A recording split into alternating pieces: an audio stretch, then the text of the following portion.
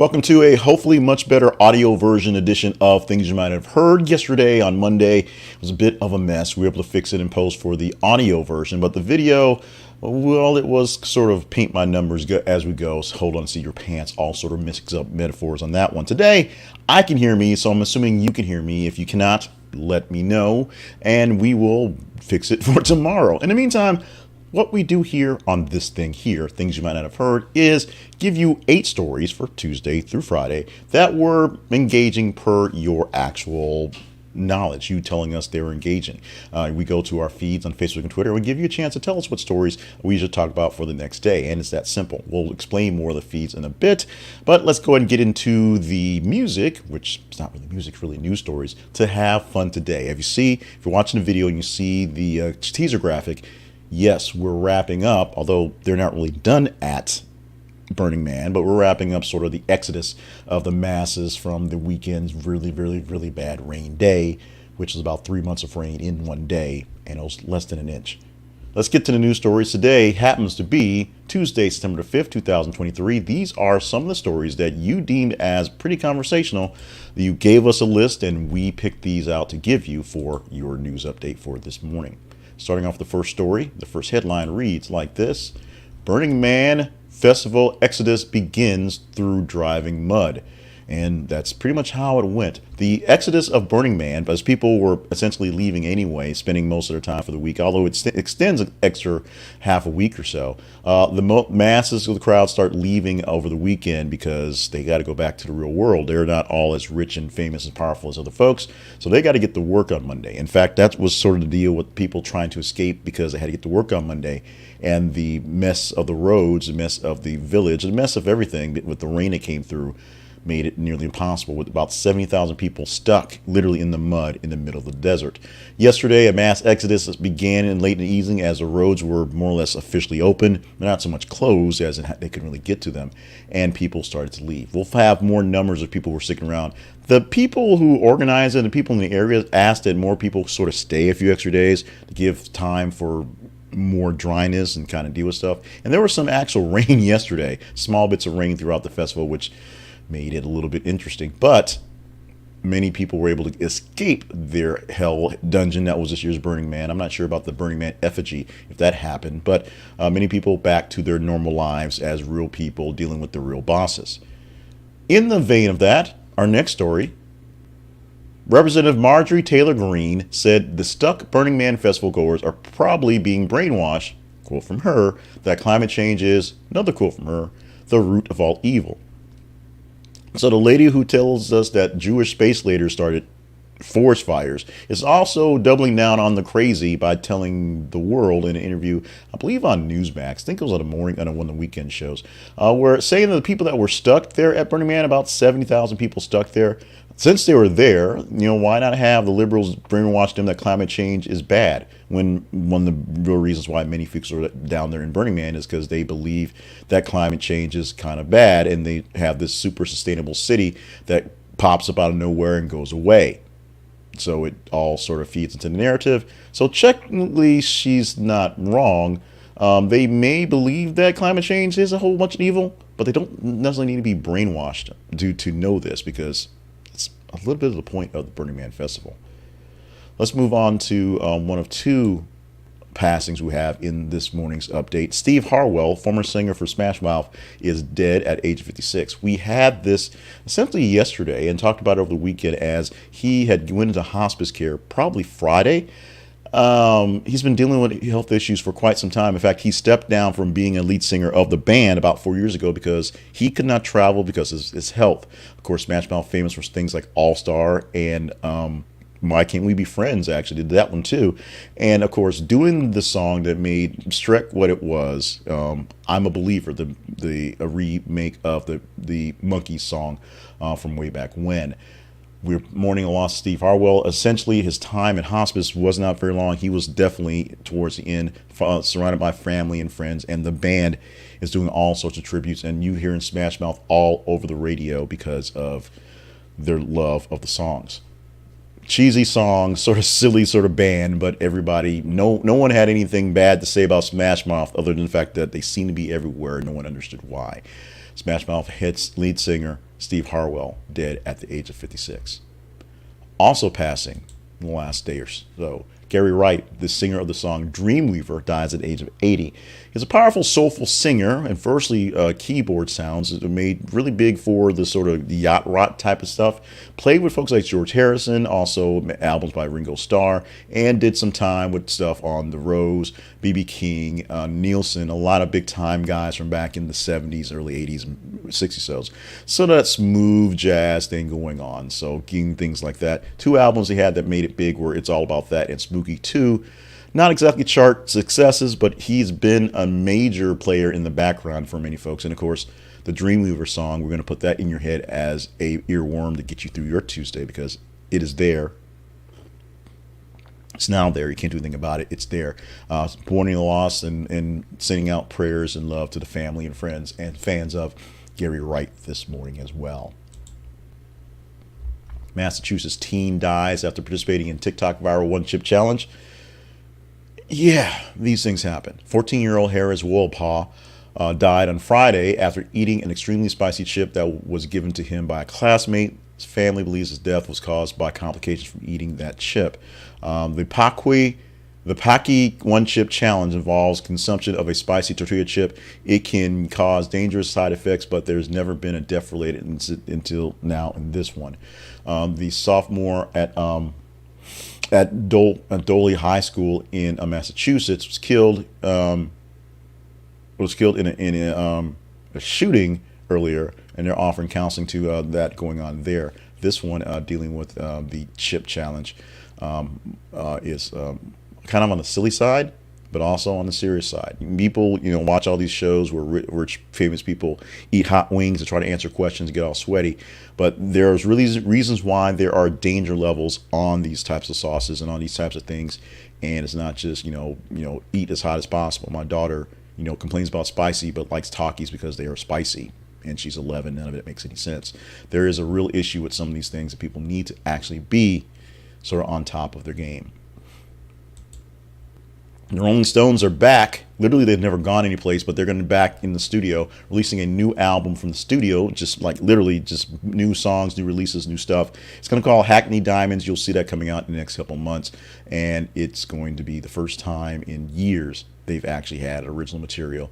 They'll be on Jimmy Fallon on Wednesday to talk about it, or interview with Jimmy Fallon on Wednesday. I'm not sure how he's doing it, but he's going to interview them. There is no show right now. First time since the drunken Crane Watts. Drummer Charlie Watts has died that they have a live album. Apologies for that. Maybe the Zenny glasses aren't working so great this morning. Hong Kong is building public housing on golf course in a snub to old elite. We teased this story yesterday morning. You put it into the range, and so we got it here. The Hong Kong government will begin taking back a large chunk of an exclusive golf course to build a much-needed public housing, a move that has provoked an unusual schism between the city's political class and its powerful business elites. In most cases, it's all good, but in this case, people want to build houses because people want to sell people houses, sell people apartments, sell people places to live. And so the government is taking back some pretty prime real estate from a golf course to place some housing for the general public. You would think this seems like a kind of odd thing, because it is. Public hearings went out to make sure that this thing was be a cool thing to do. I guess they either you got the green light from the people or just don't really care. Chances are a whole lot of the latter and a little bit of the former, but it's happening. You can go and check out this story. We have a post from Bloomberg and the World News Lead and see how this may sort of jiggle the mind and how things can be done here in the States with our housing crisis. And now our housing crisis has a bit more to do with jobs and other things like that. So it's a bit more complicated, but maybe that golf course could lose a couple less greens for a few more apartments. It's possible. And because you love the OnlyFans, Carmen Electra is on OnlyFans, and she says that she gets the most requests for feet stuff. The former Baywatch actress, singer, and dancer, she's 51 years old, is the face of Austrian clothing line I Am Gia, and loving the freedom and expression that she comes with the new role. And with that, she gets to kind of do her own thing. She's shows off the clothes, and she shows a lot of stuff on her OnlyFans page. Super popular, as you would think, someone like Carmen Electra. But the top request that she gets from her fans has nothing to do with fashion or anything above the ankles. It's all about seeing them feet, because y'all kind of nasty. Let's go to our errors, apologies, and omissions section, where we're going to just briefly bring up the coup in Gabon, where the leader of the military who took over after the coup, after a nice presidential election, said, nope, we're taking over, has been sworn in as a transitional head of state. We are seeing a lot more of these things happening in this region, although this region is known for them. They're just sort of happening really close to each other right now. And the nations in the area who are looking for more democracy, literally more dealings with other countries because of the craziness that come with military leaders just sort of taking over, are still worrying about how to deal with the folks. And they will be dealt with in some way. We shall see. Do not sleep on these coups in Africa, because they mean something. Sidebar, especially after what we saw on January 6th here in the United States. Pulling it back. Let's go on to our teaser story for this morning. This is where we explain the whole feeds access. This is how we tell you how to tell us what to talk about every single weekday morning and on the weekend show for the weekly wrap up. You go to your Twitter and go to your Facebook and let us know via the feeds we put out there what stories are the most engaging by simply engaging in them. Facebook.com/This Is a Conversation Project and Twitter.com/th_conversation. Sooner or later it'll all be X, but it really just transfers to Twitter. The whole domain hasn't disappeared yet. What could we talk about tomorrow? Headline from yesterday, all the tweets or the X's were going crazy over RIP Josh being a trending topic. Josh Peck fans panic over realizing RIP Josh is trending for a MAGA crusader. Josh Peck, not Josh Peck, is not Josh Peck. Josh Peck, the star of Drake and Josh, and of course the big hit of Oppenheimer, where he sits in a chair and greases them up with Vaseline, is not dead. Who is dead? A MAGA crusader, as they say, a person who's big in the world of spouting off MAGA stuff, named Josh. And the MAGA folks love him apparently and want to show his support. But then again, Josh Peck is actually famous and people kind of confused. We can talk about that and how this happens more often than not tomorrow if you choose to follow us on our feeds and gauge this one as engaging. Just like it, love it, hate it, share it, do what you need to do to engage in it. Facebook.com or Twitter.com, every 50 minutes we post a new news story from various sources. And if this is a source and a story you want to chat about on your Wednesday, let us know on this Tuesday. Let's talk about money and how you can save some money and actually make us some money by going to AppSumo and buying one of their great lifetime deals. Most of the deals they provide at AppSumo are literally lifetime deals. You buy it once and forevers, it's yours. I am a sucker for AppSumo because often they give you great things that once you didn't think you needed it, find out, oh, I can afford this for $50 for forever, and find out it is the tool that keeps you going long and long. The biggest one I've bought is the Stencil, which was originally a different name, but it was a online photo manipulation product that obviously a lot cheaper than getting Photoshop online forever for the cost, and I have forever use of it for 8 years later. AppSumo brings the best apps to you with great deals to get new developers, new projects, new programs into the hands of people for some love, and then they grow off to be big. Evernote started off as an AppSumo deal a long time ago. You may have heard of them sometime. Dropbox had an AppSumo deal early on. You may have heard of them sometime. You may not have heard of some of these companies here right now, and once you find them, once you buy them, once you use them, you will know what you're getting into. Use our affiliate link at thisisaconversationproject.com/AppSumo, AppSumo, and tell Uncle Noah we said hi to bring you into the store. We get a small commission from what you buy there. It's that simple, but check it out at AppSumo. Once you get there, if you're a small business person or a productivity person, you're going to be stuck in the world of AppSumo. Conversation Projects lives at thisisaconversationproject.com. That is our home online for replays of this thing here, also audio and non-audio versions of it, so you don't have to see me or wait for me to do this live. You can check it anytime you want to, and other things detailing news updates and just some cool things we drop in all over the internet. Find out where we can find us. You can find us in the internets here. Find the links to the feeds and more of our background story at here. And if you really enjoy what we're doing, go to our partnerships page and see there's a way that we can hook up and work together. And the most important thing you can do, as I said about 90 seconds ago, is simply follow us on our feeds. Let us know what stories to talk about, because if we have stuff to talk about, we can kind of do a bunch of the rest. If you want to help us out with partnerships, thank God, we will appreciate it. But the biggest thing we need to do for partnering up is to chat with us via the feeds, letting us know what stories to talk about, and email us at theconversationinbox@gmail.com. That way we can talk directly on what's going on. And now the second show can begin as we get into the fun stuff, which happens every single day after the end of the news and the business. Let's get to the fun stuff, which begins right now.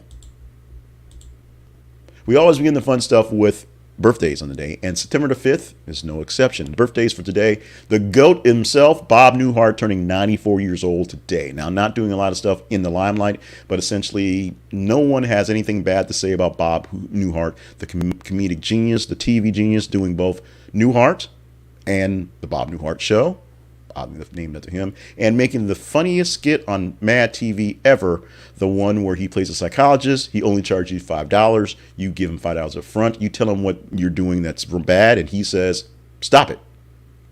And that's it. That's simple. Michael Keaton, the one, the only, the true. Well, Adam West was basically the GOAT, but Michael Keaton, sub-GOAT, 72 years old today, the Batman I know as the greatest Batman, making an appearance somewhat in the Flash movie and then disappearing again because Flash changed time. Michael Keaton is the top dog in all Batmans, and funny guy all around. He is 72 years old on the day. And Rose McGowan turning 50 years old on the day, turning more into an activist than an actress these days, and sort of cheesing off pretty much everybody she's ever worked with, which is all right. Rose McGowan turning 50 on the day today. Our history lesson for the 5th of September, starting off back in 1666, a whole lot of sixes.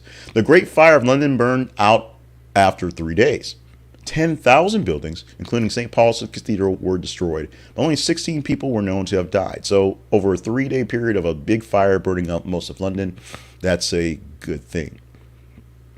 In 2002, a very good jump, a man in Croatia sued his neighbor's dog, after claiming it ate part of his Mercedes.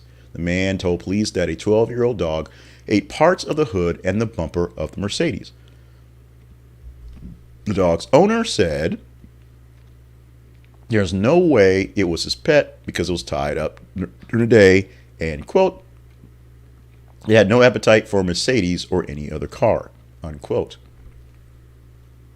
Meanwhile, in 2019, a new theory stated that the Loch Ness Monster might be a giant eel after a DNA study revealed no plesiosaur, I can say that, or sturgeon DNA found. So the Loch Ness Monster was still believed, even as far as 2019, to have existed. Something was floating in that loch, in that lake, but it wasn't really a dinosaur. Maybe it's a really, really, really big eel.